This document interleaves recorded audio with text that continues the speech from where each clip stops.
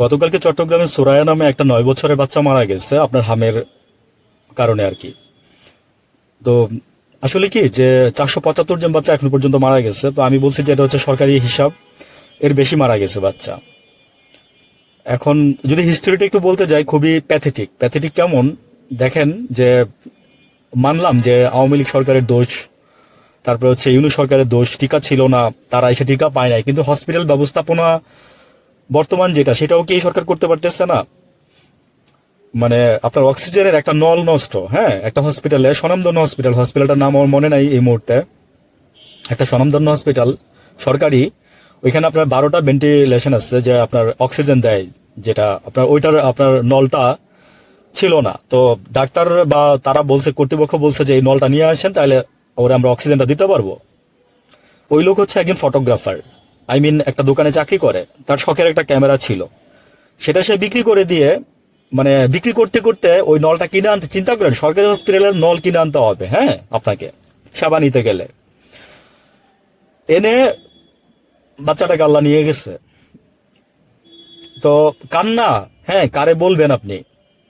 যার যাবে সে জানে কেমন লাগে। কারে দোষ দিবেন আপনি? আল্লাহরে দোষ দিবেন, আমাদের রাষ্ট্রের দোষ দিবেন, নাকি আমাদের ব্যবস্থাপনাকে দোষ দিবেন, নাকি চোরগোলারে দোষ দিবেন? তারপরে দেখেন আরো ঘটনা আছে, সরকারি হসপিটাল, সেই বাচ্চাটাকে নিয়ে বাবা মা, মানে একটা অ্যাম্বুলেন্স মানে ওই হসপিটাল থেকে দিতে পারে নাই। আপনি কি এটা জানেন যে অনেক আগে হাসিনার সরকারের আমলে 14-15 সালের দিকে আমরা দেখছিলাম এগুলো যে রিপোর্ট হইতো, অ্যাম্বুলেন্স গুলো আপনার কন্ট্যাক্ট থাকে। আপনার আমিও দেখছি শিশু হাসপাতালে, আমি নিজেও দেখছি কোন একটা অকারেন্সার পারপাসে আপনার কন্ট্যাক্ট থাকে। ওরা যা ওদের ওদের মানে ভ্যাকেন্সি নাই এই বলে ওরা বাহিরের অ্যাম্বুলেন্স আবার কন্ট্যাক্ট করায় দেয়, যেখানে আপনার 3 গুণ টাকা দিতে হয়, 4 গুণ টাকা দিতে হয়, তাও পাবেন কিনা সন্দেহ আছে। এরকম একটা সিন্ডিকেট, পুরোটা একটা সিন্ডিকেট, অ্যাম্বুলেন্স সিন্ডিকেট। এটা আবার সম্ভবত কোন একটা টিভিতে ক্রাইম রিপোর্ট হিসেবে আসছিল। তো এনিওয়ে, সবার দোষ। আমি এক জায়গায় বলছি যে দোষে গুণে আপনারা কেউই আপনারা মাপ পাবেন না। এই যে বাচ্চাগুলো মারা যাচ্ছে না, প্রথম আলো ফার্স্ট রিপোর্ট করছিল যশোর থেকে।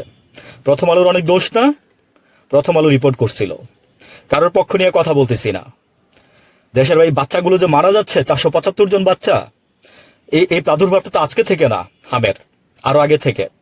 তো সরকার আজকে যে 3 মাস, আজকে 100 দিন পূর্ণ হয়েছে, 100 দিনের জন্য ওয়েট করছিলাম, ভাবছিলাম যে সরকারের 100 দিনের আগে কিছু বলবো না, প্রত্যেকটা সময় দিতে হবে তো কাজ করার জন্য। কিন্তু যে লাও সেই কদু, বরং আরো খারাপ হয়েছে, ডাউন হয়েছে। ভালো থাকবেন, আমরা সবাই সবার জন্য দোয়া করি। আসসালামু আলাইকুম।